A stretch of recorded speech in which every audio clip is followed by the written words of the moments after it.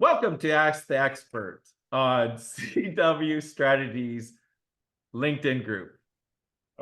Number one group in our industry talking about all things contingent and talent. The best is this conversation really doesn't have anything to do with the contingent workforce. It is a very special edition of Raw with Bryan, Pena, and Jeff Nugent talking about philosophies, things that are at the top of our head, and much, much more. So, Bryan, thank you for sitting in and spending some time with me today. It's always a pleasure. Always a pleasure. What's interesting, what's interesting, and I'm curious for your perspective. Whenever you're trying to do something new, whenever you're inspired to create something, there's an interesting initial euphoria of adoption and people being excited about it. And then it hits, I don't want to say a wall, but you get to a point where that initial excitement wears and you are, and to me, that's the critical point where people either give up or they stop paying attention. Yeah. When you reach the sort of the newness, the optimal newness goes away. And then you're left with making it happen in a sustainable way. You've known this because when we started your business, right? You know that there's this point where I'm sure when you first started, CWS, or it stopped and you had a choice. And Defiant origin story is like that. It has this great movement, the excitement's there, and now we hit this point where you have to keep pushing the progress to get it over the hill. And it's such a great metaphor for pretty much everything, right? Because the excitement wears off and you're left with having to deliver on that thing that has been created. Well, and you initialized, and it's your baby, right? Yeah. And part of your brand. Yeah. Like, I see now in all of those origin stories, your name attached to it. So it's a personal brand as well, and it's been incredibly successful.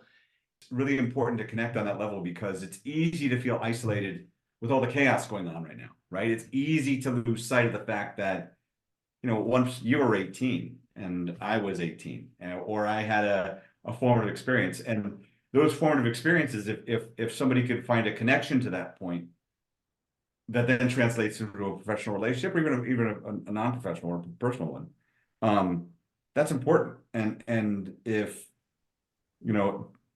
I've always been inspired by people's journeys, and I figured other people would be as well.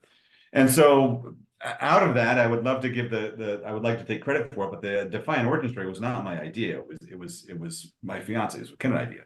Yeah. The whole thing. She was the one who said, "Hey, you should do this, and you should call it this." And the rest is they say is history. Then we started it, and we started nominating two people. Then they nominated two people, and then eventually it got viral. And now we have a dedicated group page to it where you can go and check everybody's story out. And hopefully we'll continue this until it becomes a much bigger thing. We have a whole line of strategies on where we're going to take this, but we'll see where it goes. We'll see where it goes. I 100% I congratulate you on the initiative. I appreciate it. I've learned so much about, well, first of all, your first job at 7-Eleven. One of my favorite jobs. My first job. What was my first? My first job was repairing cracks in driveways with paint. That was I was like 12. And then my first job was a dishwasher. I was 14. I was 14 at the time. And I was a dishwasher, and I was terrible at it. Oh my God, I was terrible at it. I remember the owner yelling at me. I was 14 years old. I was yelling at me, and it was Easter, and I was completely incapable of keeping up with the volume of dishes because I was there by myself. The other guy didn't show up. So I was 14 years old.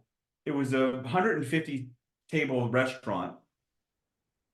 And it was Mother's Day, and it was just horrible. And that was my last day of work, ironically. Every job teaches you those something. Either it's I never want to do that job again as the Yeah, baseline, but dealing with people, dealing with the job itself, how to become more efficient at it. It yeah, is amazing how each leads to the next in a journey, right? Um, yeah. And I my, think that's what I think is interesting, because I've never had a notion of a career path, right? I mean, I don't even know what that is, right? I don't know what that is. I don't even know how, a career progression. What the hell is that, right? I think that you just fall into careers, and I've always I've always tried to um look at every job as a creative endeavor, right? Whether it's working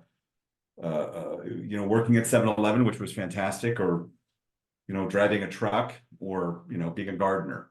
Everything has an element to it that I really enjoyed.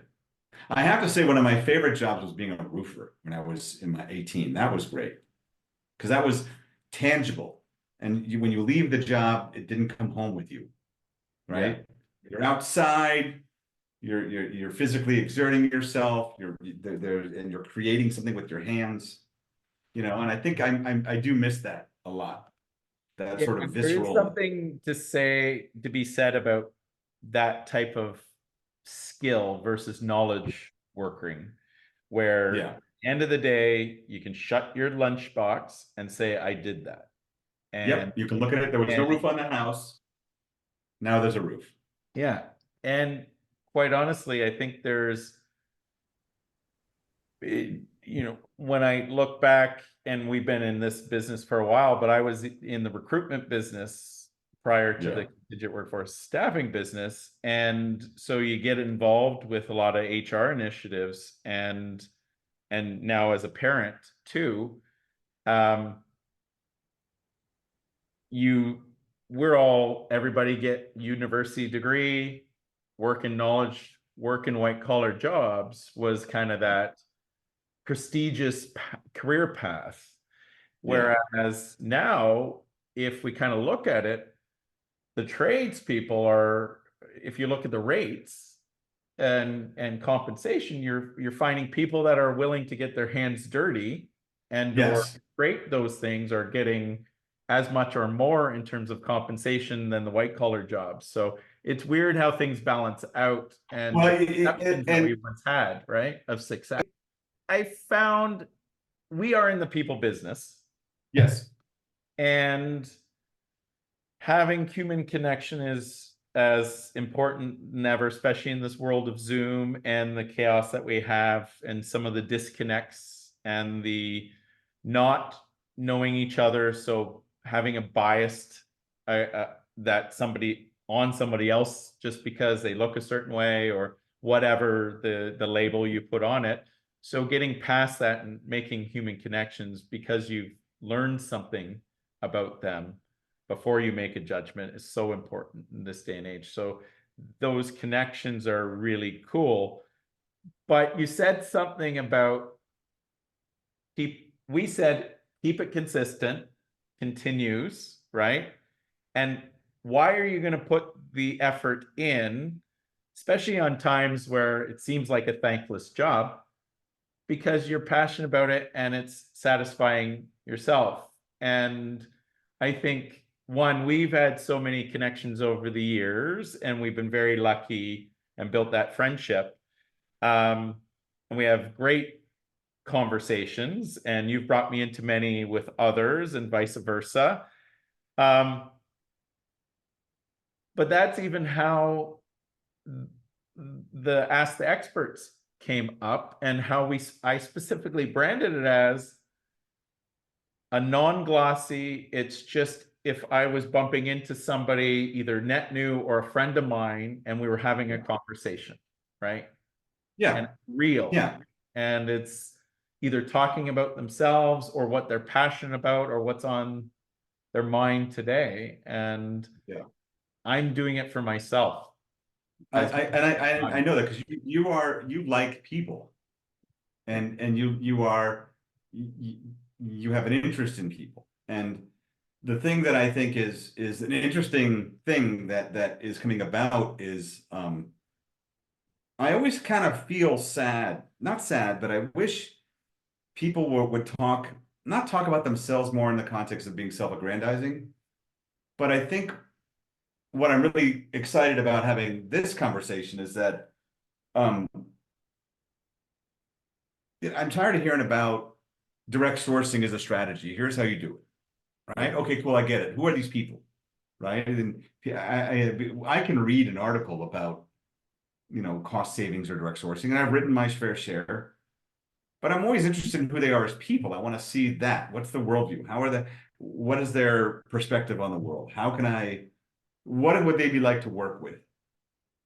And so being able to express that, I think, is important. It's cool. And I like what you're doing with Axie Expert, no question, And because it's easy to lose sight of, other people as, kind of monoliths in this grand scheme. you bring such a interesting point around that. And I don't want to make it too much business oriented, but if you think about there's a branding, but then there's the people behind those brands and companies that have made it successful. And I always remember one of the most successful massive programs in their evaluation, they said, please only have one salesperson, one executive, but the team I'm going to have to work with, Absolutely. I want to talk to them and the people.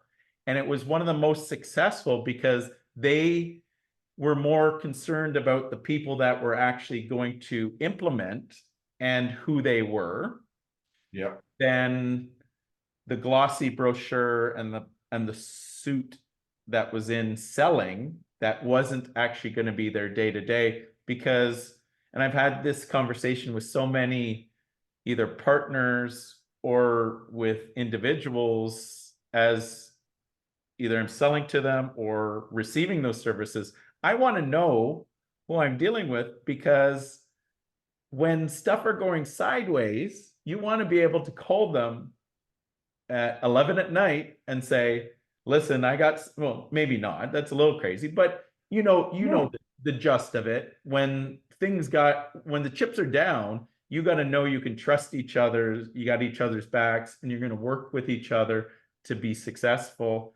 And if it is at 11 at night, you got to text or call to get the right solution for the next morning meeting or launch or whatever it is.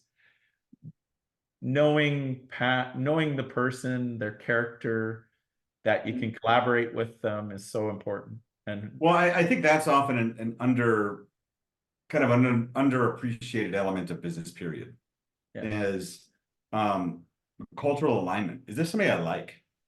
yeah, Because every contract, every business relationship is a marriage of sorts am I going to be working with these people the next 5, 10 years? I am, and I think we've talked about this last time, which is, I am staking my career on you, Mr. Supplier. Not just that, I'm going to deliver on the outcome, but you say you're going to do it. And your supplier is always going to be tied to you for your career forever, forever. And so I can't understate the importance of that. But also, I remember when I was very young in my procurement career, and I was part of a project team to implement chimes. yeah. And they brought in this guy to help implement. I remember exactly where we were in what conference room. And then when he said something along the lines of, we're going to go ahead and do a good job, and you're going to like the output, but more importantly, we're going to have fun doing it. That was the first time I heard that in a business setting. I was like, well, I want to have fun. And I just always kind of thought, okay, well, it's important to recognize the human nature of business, and that that appeals to people. You want to be able to be with people you like or you connect with on a human level, because sometimes your best friends can be suppliers. Not always. You can be friendly and professional, and not every business relation needs to be best friends, but you should have an ability to like to be around them, and they align with your culture, right? There are certain providers who have very defined cultures that are like maybe very process related or cost containment. That's part of the culture. Other ones that are higher touch, much more informal, and other ones button down like Men in Black. But Being a that human faceless, connection is in alignment is so critical. it's interesting because we're in an interesting time right now where you're starting to see, and I've been calling them financial engineers. So a lot Yeah. of private equity, venture capital money coming in and chasing this space, the contingent space or the human capital space in general, the future of workspace, yada, yada, yada. And they try to make it somewhat faceless, right? And if they've acquired a company that's existing, they've tended to take the spreadsheet out and say, okay, we're going into a little bit of a down cycle. So we just got to cut a bunch of stuff out because our spreadsheet tells us. And what's been easy is we're going to cut the seasoned folks that have the biggest salaries, and we'll just keep the lights on with juniors. And not naming names, just kind of just putting it out there. And I've never seen that be successful. Not in the human business that we have been. I've seen, yes, they're successful potentially at the enterprise value game, but they haven't made the connections either with clients or other partners in a meaningful way that there's such a trust that recommendations happen. The partnerships are so tight that the solutions get implemented seamlessly and are successful. And the clients know that often now too, because it seems to be a very tight industry. And one provider that's getting asked and is as the trusted source of information is very well known, and your ecosystem and friends, and you're the biggest networker in our space and know everybody, and have built that such a good network that you can say, because you've had experiences with people. And a faceless company and a brand that doesn't have those people that have earned trust over time, they get left behind typically. Yes, they can have glossy salesmanship, but they're getting left behind. It's bigger than our industry. I think it's a this is a huge philosophical issue, is the financialization of the economy as a whole. You've often said to me, and this is the funniest thing, and I actually quoted that today. I had a conversation where it got into a little bit of a motivational conversation. And I said, action creates opportunity, and activity creates opportunity, and then things happen. So why I quoted you was you've often called me the Forrest Gump, where you kind of, how did you bump into this? And it's just by doing and creating and being in places where things kind of happen as well. So the universe rewards action. It always does. And I often there's aphorisms that I find myself saying all the time, right? Like the universe rewards action. And another one I always tell people is they don't write stories about the guy who stayed home. Right? You don't, those guys aren't in the history books. Those guys, the people who say no, or who zone out on doom scrolling social media, they don't write books about those people. And I'm not saying that everyone needs to be out in front. Not everybody needs to be an entrepreneur. But I think that, recognizing what it takes to be successful in that regard has tremendous value. And I encourage people to if you have that little spark to fan it into a flame. And my dad, I'm not fucking get emotional.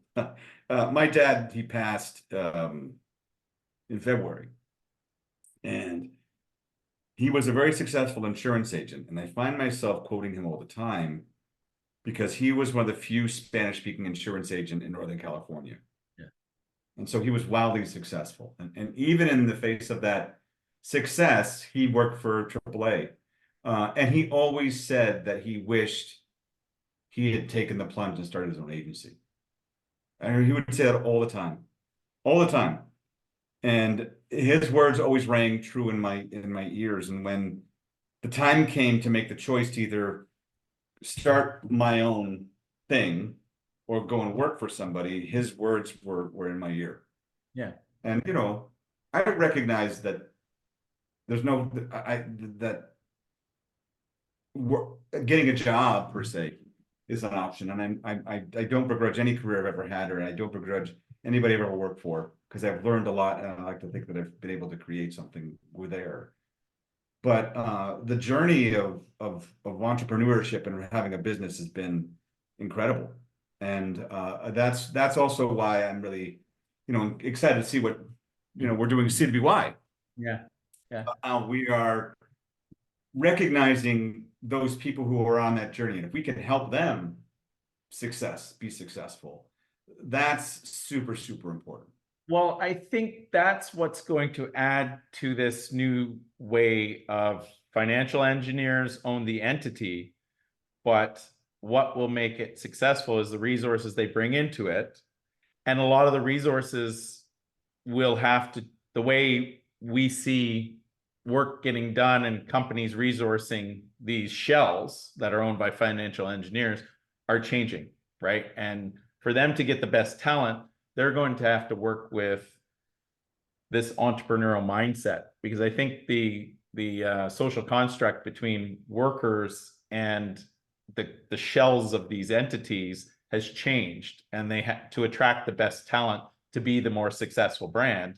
You're going to have to change it, and a lot are looking at that independent.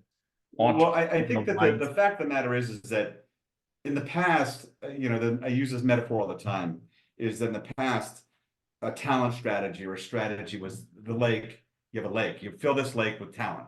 They're your employees or people who you have, or agencies. You fill it with talent and you maintain that lake and you make sure it's oxidized and they're fed well.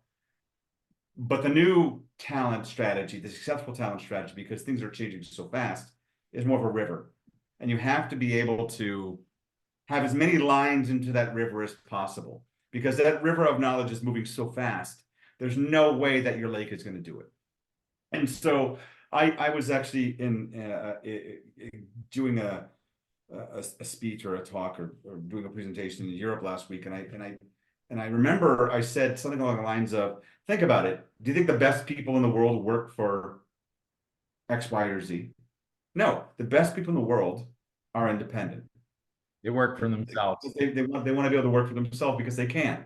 So if what you want to do is have access to the best people, why on earth would you think that they only come through this one channel? So that's why I think it's really important that organizations like C2BY exist, is to be able to provide an avenue to engage the best and brightest at that moment when you need them. Yeah. As opposed to the traditional channel. Because there's going to be people who just aren't going to be you know, you're not going to get a Jeff Nugent through staffing agency XYZ. Yeah. And that's why I think I'm really excited about you know, being some part of that journey. And then the idea of independents coming together to build community, to support each other, lift each other's businesses up, but also collaborate to make best solutions for that point in time for that potential client, right? That whole network kind of model of talent that comes together when needed and then disbands when not needed, and then comes together in different configuration over here when needed. Yeah, I think, and that's the magic of a community-based organization.